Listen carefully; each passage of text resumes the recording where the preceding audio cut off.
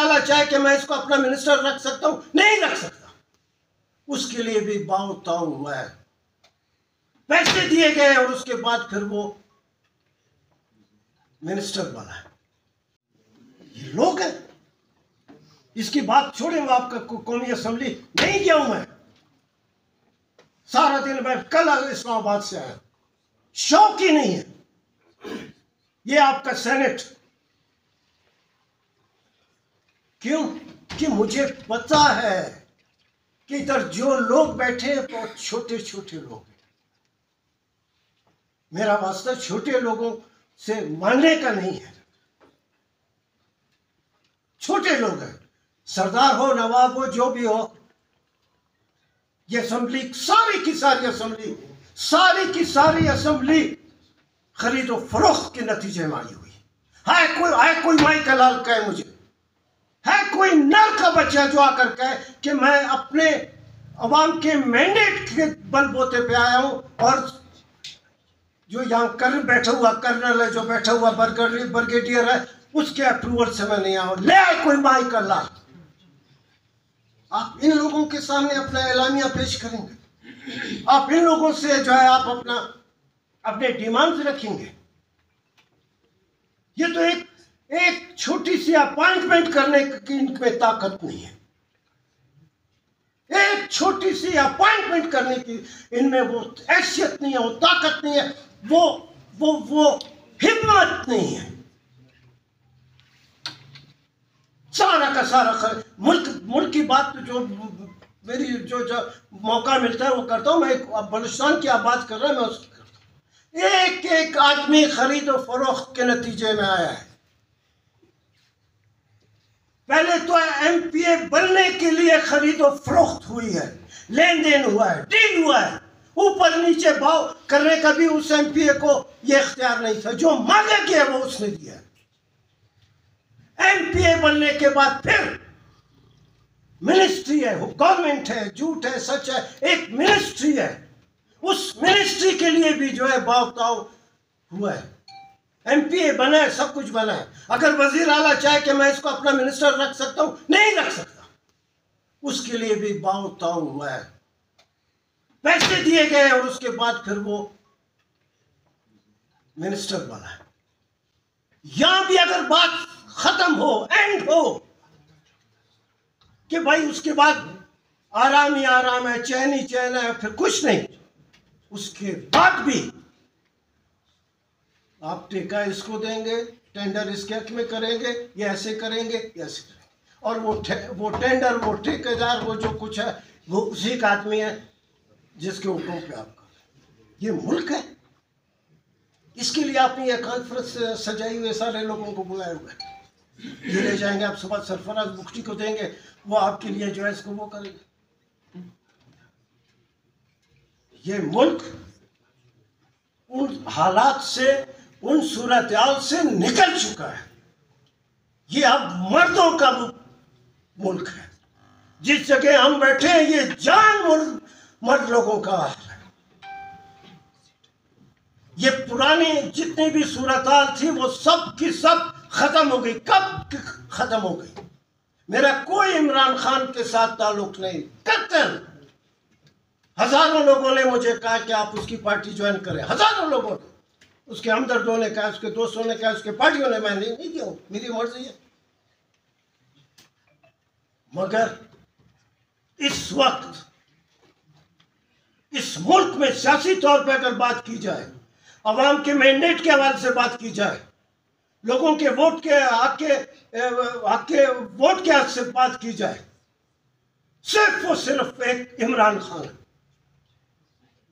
बाकी सारी जितनी जमातें हैं, क्या पीपल्स पार्टी, क्या मुस्लिम लीग, क्या नीचे, क्या ऊपर, क्या काला, क्या गोरा, सबका सब किस्सा पारीना बन चुका है। इस मुल्क में सियासी जमात है, उसका लीडर इमरान खान है। मैं नहीं हूं उसके साथ, हालांकि जितनी सच्ची एक मैं सियासी वर्कर हूं, सारी जिंदगी सियासत वर्क किया। ये कोयटा शहर का एक ऐसा रोड नहीं है जिस पे मैंने एहतजाज नहीं किया, नारे नहीं लगाए और जलसे जुलूसों को लीड नहीं किया, तकरीरें नहीं की। एक रोड ऐसा नहीं है ये तो हुई इमरान खान की बात। दूसरा, जिस सूबे में हम बैठे हैं, बड़ी बड़ी जमातें हैं, मेहतराम से हमारे दोस्त बैठे हैं, बड़ी बड़ी जमातें हैं, क्या बलोच क्या पठान, क्या नीचे क्या ऊपर, ये सारी जमातें एहतराम दोस्त, हम सारे एक दूसरे को जानते हैं। क्या बलोचों की जमातें हैं, क्या पठानों की जमातें हैं। इधर अब सिर्फ और सिर्फ एक सोच है, सिर्फ और सिर्फ एक ताकत है, सिर्फ और सिर्फ एक सियासी ताकत है, वो डॉक्टर महरंग बलोच का है। वो सिर्फ बलोच उसके साथ नहीं है, सिर्फ बलोच उसके साथ नहीं है। मैं कसम खा के कहता हूं, आए मैं आपको दिखाता हूं, हजारे उसके साथ है, हजारे पठान उसके साथ है। ये भूल जाए कि कौन पठानों का नुमाइंदा है, कौन बलोचों, ये सब बहुत पुरानी बातें हो गई। इस वक्त इस सूबे में, इस सूबे के बाहर भी किसी हद तक अगर किसी का डंका बज रहा है, वो डॉक्टर महरंग बलोच है। मैंने देखा है, हालांकि मैं नहीं मिला हूं उससे, नहीं, डॉक्टर महरंग से मैं नहीं मिला हूं, कुछ वो नहीं, मगर मुझे पता है उसके जलसों में, उसके मुजाहरों में जो मैंने लड़के देखे हैं, जो नौजवान मैंने देखे हैं, उन नौजवानों की आंखों में जो मैंने चमक देखी है, क्या पठान क्या बलोच क्या हजारा, मैं कसम खा के कहता हूं, एक हजारा भी जो है डॉक्टर महरंग के खिलाफ बात नहीं करता। अभी ये जो गादर वाला था, क्या मैंने देखा, वैसे यहाँ और भी जो है सूबे में क्या देखा, तो एक इमरान खान ऊपर पाकिस्तान के वाले से, दूसरी जो इस सूबे की ताकत है, जो उसके साथ नौजवान हैं, जो उसके साथ लोग हैं, बूढ़ा तो नहीं जा सकता, औरतें भी नहीं जाके लड़ सकती, मगर जो उसके साथ नौजवान है, जो बलूचिस्तान के अवाम है, जो भी ताकतें हैं, मैं उनको वार्न करता हूं, समझाता हूं, वार्न करता हूं, समझाता हूं। मैंने बार बार बार कहा कि बलोच की नफ्सियात को सिर्फ और सिर्फ एक बलोच समझ सकता है कि ये बलोच के साथ ये अमल हुआ है, ये इसका रद्द-ए-अमल कब और किस तरह करेगा, ये सिर्फ और सिर्फ बलोच उसको समझ सकता है, कोई और नहीं समझ सकता। ये जो इतना बड़ा कैंट है, और इसमें जो स्टाफ कॉलेज में, इसमें जो थिंक टैंक बैठे, थिंक टैंक वालों का उनकी सोच और उनके दायरा इख्तियार से मामला निकल गया है। अगर अब भी समझते हैं कि वो थिंक टैंक कहेगा कि ऐसे करो ऐसे करो, और ये महरंग बलोच और उसके हमायतियों को ख़त्म किया जाएगा, ये जो अगर कोई सोचता है, तो इस वक्त इस हालात में इस मुल्क का सबसे बेवकूफ आदमी है, कोई भी हो।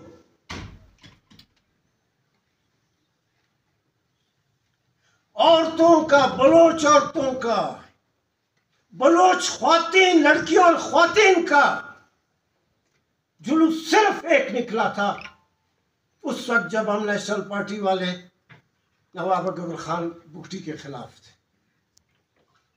एक जुलूस सिर्फ निकला था नेशनल पार्टी में, उसमें सारे उस वक्त लीडर मौजूद, मीर गौस बज भी मौजूद था, नवाब खैर बज भी था, सारे थे, सरातौला खान, ये हम लोग सारे नौजवान थे।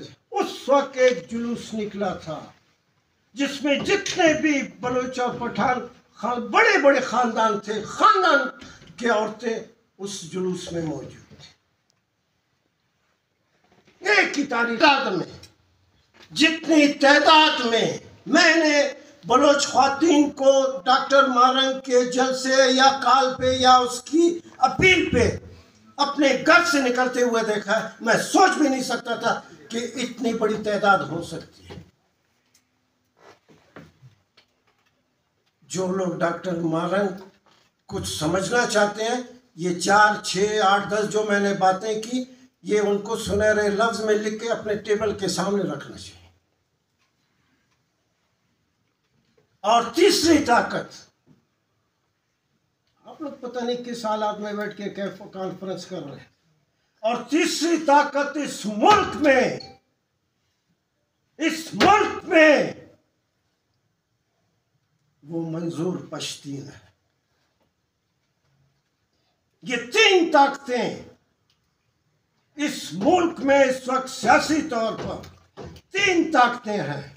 इमरान खान है, डॉक्टर मारंग बलोच है और मंजूर पश्तीन है, पीडीएम है। सारे अफगान तारीख में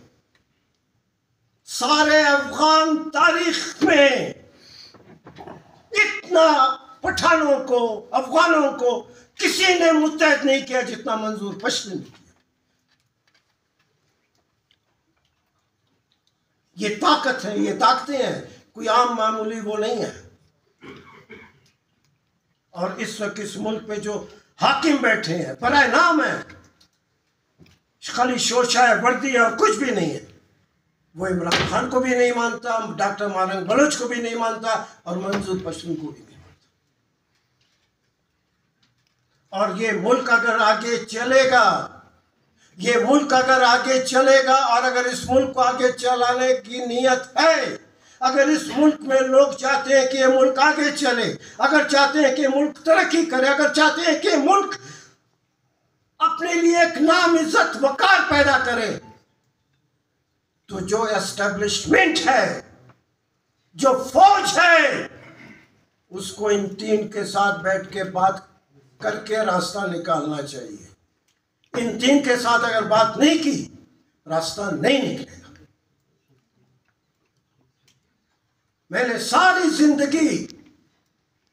जिंदगी मैंने एजुटेशनल सियासत की है, जलसा जुलूस किया, नारे लगाए, ये किया, तकरीरें किया, लोगों को जमा किया, ऐसे मिनटों में लोगों को जमा किया। लिहाजा एक एजिटेटर के तौर पे, एक एजुटेशनल सियासत का जलसे जुलूस करने वाले के तजर्बे की बुनियाद पे मैं कहता हूँ, ये तीन ताकतें, इमरान, डॉक्टर मारंग बलोच और मंजूर पश्तीन को कोई एस्टेब्लिशमेंट नहीं मार सकता। ये ताकत है, एक इनके हाथ में एक फोर्स है, ताकत है। अगर कोई चाहता है कि ये मुल्क चले, तो फिर सरफराज बुगटी वाला ड्रामा आपको खत्म करना पड़ेगा। ये ड्रामे हैं सारे, ये आपको खत्म करना पड़ेगा। ये ड्रामे, सरफराज बुगटी का मैंने नाम लिया, उसके साथ इर्द गिर्द जितने बैठे हैं वो सब वही हैं। कोई छोटा सरफराज बुगटी है, कोई बड़ा सरफराज बुगटी है। एस्टेब्लिशमेंट ने हमेशा उसको, ये सियासी जमातें बैठी हैं। अभी मौलाना हिदायतुर रहमान साहब का, अजहर खान साहब, हमारे डॉक्टर जानजेब साहब, ये सारे हैं। मैंने एक दफा कहा था, और गलत नहीं कहा था, मैंने कहा मुझ जैसा एक इंतहाई जत्ती सत्ती सारी जिंदगी यही काम करने वाला सियासी वर्कर इन पार्टियों में क्यों नहीं गया? नहीं हूं मैं से किसी पार्टी के साथ, सलाम दुआ है ये वो सब। कोयटे का कोई ऐसा पुलिस स्टेशन नहीं है जिसमें मैंने रातें नहीं गुजारी हैं। पाकिस्तान के कितने जेल है, क्या जेलम, क्या अडियाला, क्या कराची, क्या मस्तूम, क्या मच, क्या कोयटा, क्या लोरलाई, क्या जैकाबाद, ये सारी जेलें मैंने गुजारी हैं। और किसी बकरी चोरी के हवाले से नहीं, बहैसियत है उसके गुजारी है, शहनशाहों की तरह गुजारी है। मैं उस तजुर्बे की बुनियाद पे कहता हूं कि ये सियासी ताकतें इस वक्त सिर्फ ये लोग हैं, ये सियासी जमातें नहीं हैं। मौलाना हिदायतुर रहमान साहब गए, जब परवेज मुशर्रफ का गवर्नमेंट और मार्शल लॉ का अनाउंस हुआ, उस दिन काजी हुसैन अहमद का डेरा मुराद जमाली में जमात इस्लामी वालों का जलसा था। टाइम था सुबह 10:30 बजे, 11 बजे, उस वक्त जमात इस्लामी के मरकजी रहनुमाओं का काजी हुसैन अहमद साहब का जलसा था। और जब यह ऐलान हुआ कि परवेज मुशर्रफ का मार्शल लॉ लग गया, जमात इस्लामी ने उसी वक्त अपना जलसा कैंसिल किया। सियासी जमात को क्या मार्शल लॉ लगता है, 10 दफा लग जाए। जमात इस्लामी जैसी इंतहाई ऑर्गेनाइज जमात, उसने अपना जलसा, इसका मतलब वो बैठेंगे, मजलिस शूरा बैठेगी, फैसला करेगी कि हुकूमत को मानना है नहीं मानना है, मार्शल लॉ अच्छा है बुरा है। सियासी जमात और सियासी वर्कर के लिए इन चीज़ों पे गौर करने की ज़रूरत ही नहीं है। मार्शल लॉ लगे और मैं कहूँ कि मैं जाके उसे मुराकबा करूँगा, मैं जाके कोई चिल्ला काटूँगा और मैं उसके बाद जो बताऊँगा कि मैं मार्शल लॉ मानता हूँ नहीं मानता हूँ। खुला क्लियर एक बात है कि सियासी जमात और सियासी वर्कर मार्शल लॉ को नहीं मान सकते। 11 साल ये लोग मानते रहे। ज़िया-उल-हक जैसा बदतरीन डिक्टेटर, ये सारी सियासी जमातें मौजूद थी, सब की सब मौजूद थी। क्या मुस्लिम लीग था, क्या पीपल्स पार्टी थी, क्या नेशनल पार्टी थी, क्या वो BNP था, क्या ये वो, क्या सब थी। 1900 सबसे पहले लाहौर में 3,500 के करीब हम वकील पाकिस्तान के जमा हुए और हमने उसके खिलाफ वो मजमा ने जमा किया, वो तकरीरें की, वो नारे लगाए कि ज़िया-उल-हक आज भी जो है कब्र में बैठ के जो है याद करता है। जुलूस निकाला हमने उसके खिलाफ, जुलूस निकाला उसके खिलाफ हमने, माल रोड से नीला गुम्बद तक लाहौर की, जिन्होंने लाहौर देखा अच्छा खासा फासला है, नारे लगाए। इस मुल्क में अगर काम किया है हम वकीलों ने किया है, इसलिए हम वकीलों ने किया। और ये एस्टेब्लिशमेंट समझ चुकी है कि सिर्फ एस्टेब्लिशमेंट या फौज को या मार्शल लॉ को अगर कोई चैलेंज कर सकता है तो वो सिर्फ और सिर्फ पाकिस्तान के भुखला है। और यही वजह है